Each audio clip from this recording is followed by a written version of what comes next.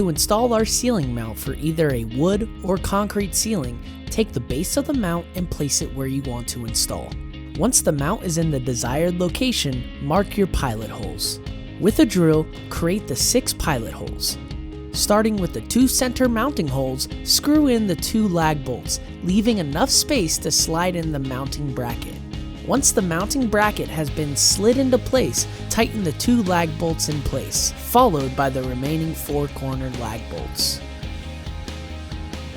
With a drill, create the pilot holes and fill them with the supplied wall anchors.